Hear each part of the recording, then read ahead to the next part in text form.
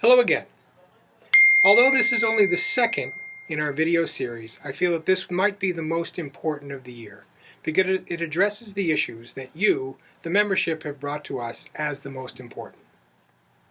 By now you have all received, both by email and a hard copy enclosed in your bill, the initiatives that this year's Board of Directors and Golf Committee are putting forth. They deal with the basic premises of the game, that deal with equity, enjoyment, and most of all, safety. I'm going to cover each of those issues in detail and hopefully answer any questions that you might have. We're going to start with equity. Whenever you're playing a round of golf, whether it's a plaque tournament, a wingding, or just a weekend Nassau with your friends, you want to be sure you're playing under the fairest of circumstances. The USGA handicap system allows players of all ability to play against each other in a fair match. This only works, however, if we're following the rules laid down by the USGA. By accurately, I mean using equitable stroke control, or ESC as it's so oftentimes referred to. What equitable stroke control is, it's at the maximum based on your handicap that you can take on any given hole. ESC states that if your handicap falls between 0 and 9, the most you can take on any hole is a double bogey. So that would be a 5 on a par 3, 6 on a par 4, or 7 on a par 5. If your handicap falls between 10 and 19, the most you can take is a 7. Now that means you can take a 7 on a par 3, which is a quadruple bogey, but you can also only take a 7 on a par 5, which is just a double bogey. If your handicap falls between 20 and 29, you can take an 8. 30 and 39, you can take a 9, and 40 and above, you can take a 10. ESC exists so that your scores are not artificially inflated by very high scores on just a few holes. We have a chart just above the handicap computer and on the back of the handicap book, which is always right near where you're going to post your score, if you ever need to refer to it to be sure you post your score accurately. The second thing that I want to talk to you about is enjoyment. Now 90% of the complaints that come across my desk every year are in regards to pace of play. We've talked about this issue so much that I'm afraid it's falling on deaf ears. Well, we're going to try to change that. A subcommittee of the Golf Committee in charge of slow play has been formed.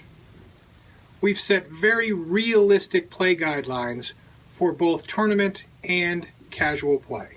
I'll be running classes that will give you all the information that you need to be able to get around the golf course easily in the required amount of time. Anyone out there who doesn't feel as though they can complete 18 holes in 4 hours and 10 minutes, I strongly encourage you to attend. My commitment to you is I will spend as much time with everyone to make sure that we can achieve this goal. The third issue that we need to speak about is safety in regards to our practice facility. In years past, an inordinate amount of balls flew over the fence, and to say that it's a minor miracle that no one was ever seriously hurt is an understatement. To that end, the club was forced to take action and limit the range to irons only for the past 2 years. A 24-foot fence is being built across the back of the range from the right side to the middle. Restricted flight range balls have been purchased that can be used in conjunction with the regular range balls. The restricted flight balls should allow most members to be able to use all of the clubs in their bag.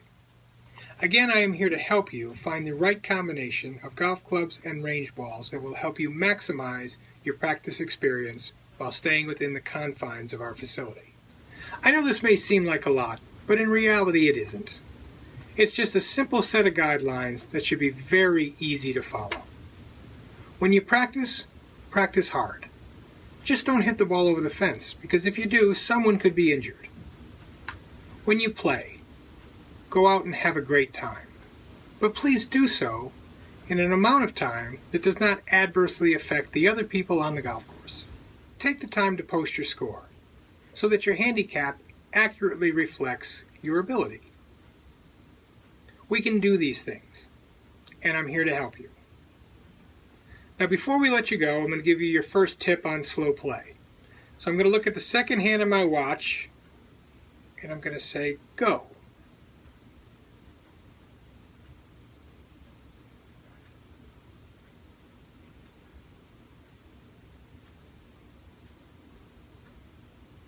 Stop.